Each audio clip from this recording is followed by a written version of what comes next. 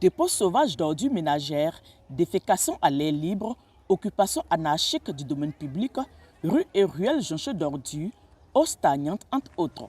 L'insalubrité est de plus en plus grandissante dans les différents campements et villages de la sous-préfecture de Pakwabo. Pour adresser la question, le sous-préfet de la localité, Sigwe Gbade Donatien, lance l'opération Grand Ménage à Pakwabo, chef-lieu de la circonscription.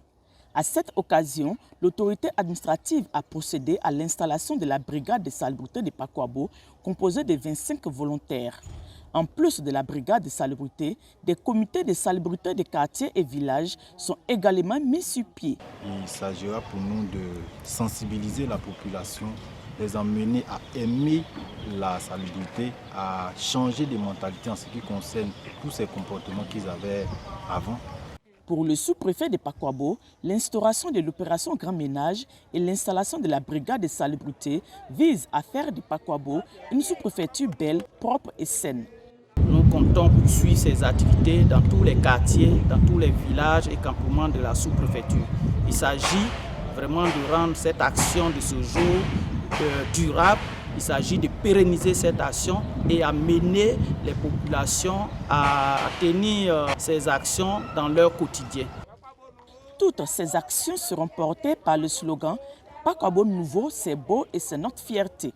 Pour accompagner cette opération d'envergure de salubrité, Nana Temele Kande, chef canton Ayaou, a offert un important lot de matériel composé de brouettes, de pelles, de râteaux, de gants, de gilets et de balais.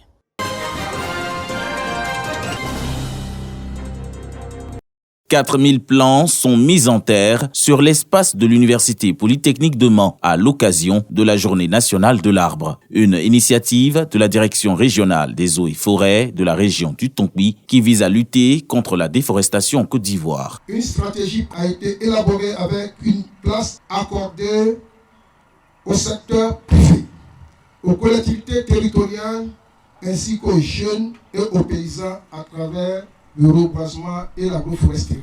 La reconstitution du couvert forestier n'est pas une affaire de l'administration forestière seule, mais cela nécessite une prise de conscience individuelle et collective, surtout une véritable implication des populations. Pour le représentant du préfet de la région du Tonkpi, cette célébration de la journée de l'arbre est une exhortation au respect de la nature.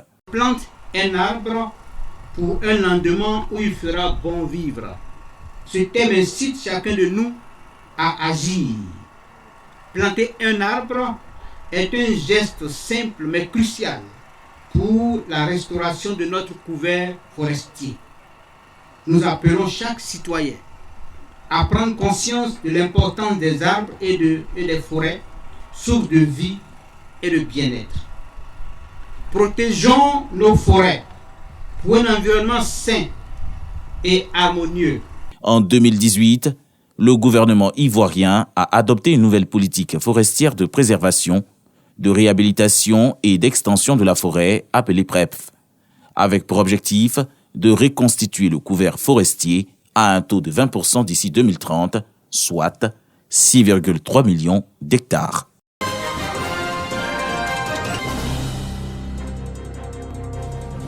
Pour l'opération Épervier 9 dans la ville de Dimbokro, 52 agents composés de policiers et de gendarmes sont mobilisés. Durant 3 mois, ils auront pour mission de lutter contre la grande criminalité, la délinquance juvénile et la prévention des accidents de la circulation. L'année dernière, ces opérations ont bien marché, ce qui a fait qu'il y a une baisse considérable de la criminalité dans notre zone.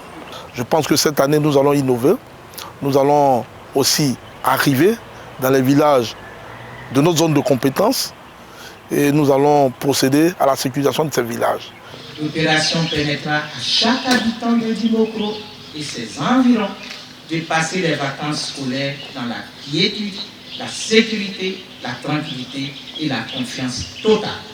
J'invite par ailleurs la population à une franche collaboration avec les forces de sécurité en leur fournissant tous les renseignements utiles et nécessaire pour mener à bien cette opération.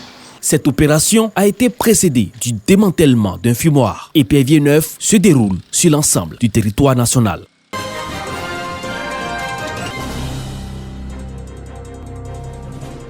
Les travaux d'aménagement et de bitumage de la route Séguéla-Touba font partie d'un vaste programme de réhabilitation et de réalisation d'infrastructures routières initié par l'État de Côte d'Ivoire. Une initiative dans la stratégie gouvernementale de relance du développement économique du pays. Pour la bonne exécution des travaux de construction de l'axe Séguéla-Touba-Waninou-Sawela, une délégation du ministère de l'Équipement et de l'Entretien routier visite le chantier d'environ 126 km. Malgré les difficultés, les travaux se déroulent doucement. Mais nous espérons qu'après le passage des pluies, les travaux vont monter en puissance. Les travaux de bitumage de l'axe Biankouma-Sipilou, le chantier d'aménagement et de renforcement de la route Diokoué-Giglo-Blolequin, tout comme les chantiers de bitumage des voiries dans les communes de Mans et Touba, sont aussi visités. Dans le district des montagnes, aujourd'hui les travaux que nous avons en cours sont autour de 160 milliards 900 millions. La réhabilitation de la route Diokoué-Giglo jusqu'à Bleulequin, tout le pleu, qui fait 162 km entre Biakouma et Sipilo, 104 km, plus les deux bretelles, la bretelle de Kabakouma, 7 km, et celle de Sokorala, qui fait 9 km, ça fait 16 km. Ça fait, on a un linéaire total de 80 km. Dans toutes les localités traversées, c'est la joie chez les populations qui expriment leur reconnaissance au président de la République. Avant, il n'y avait pas de route. Les voitures tombaient, les motos tombaient avec nous. Il y avait plein d'accidents. Vraiment, je remercie le président avec ses staffs. Je suis content. En quittant Guablasso pour aller à Biankouma, il n'y a pas de route. En quittant Guablasso pour aller à Siplou, il n'y a pas de route. Dans les temps des pluies là. Donc on est très content qu'ils sont venus nous aider. Ce sont plus de 215 milliards de francs CFA qui ont été investis pour la réalisation de ces travaux. Des travaux qui, à terme, vont permettre une mobilité pour l'ensemble des populations, mais surtout qui seront gages de développement économique pour la Côte d'Ivoire.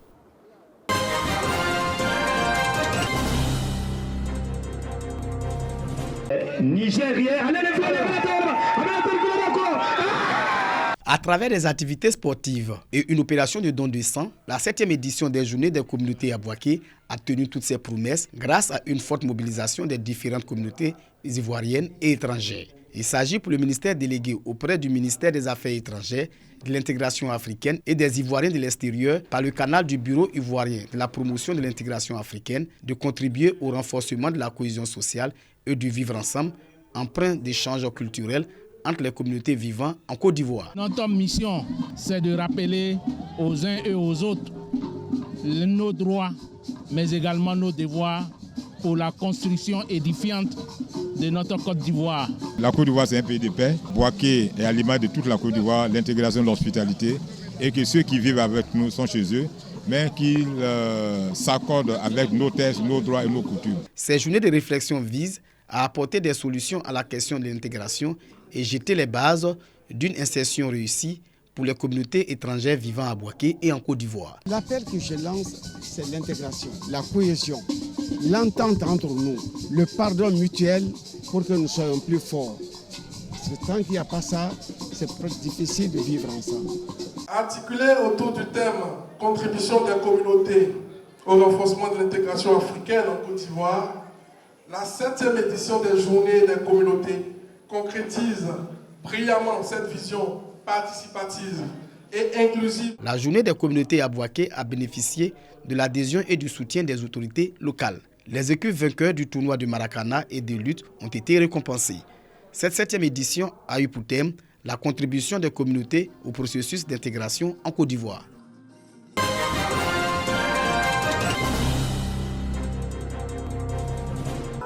Monseigneur Jacques Assanvo Ayiwa, nommé nouvel archevêque métropolitain de Bouaké, précédemment évêque auxiliaire et administrateur apostolique du dit diocèse. Originaire du diocèse de Grand Bassam, le nouveau prélat de l'archidiocèse de Bouaké a été ordonné le 13 décembre 1977 après sa formation au moyen séminaire de Yopougon et au grand séminaire 5 heures de Marie d'Anyama. Plusieurs fonctions sont à mettre à l'actif du nouvel archevêque de Bouaké. Il fut, entre autres, secrétaire général du diocèse de Grand Bassam, directeur diocésain des œuvres pontificales et vicaire général du diocèse de Grand Bassam. Docteur en théologie biblique de l'Université de Strasbourg, la prise de possession canonique de Monseigneur Jacques Asanvo se fera le 14 septembre prochain. L'archidiocèse de Bouaké est divisé en 8 secteurs et 4 doyennés. Il compte une centaine de prêtres.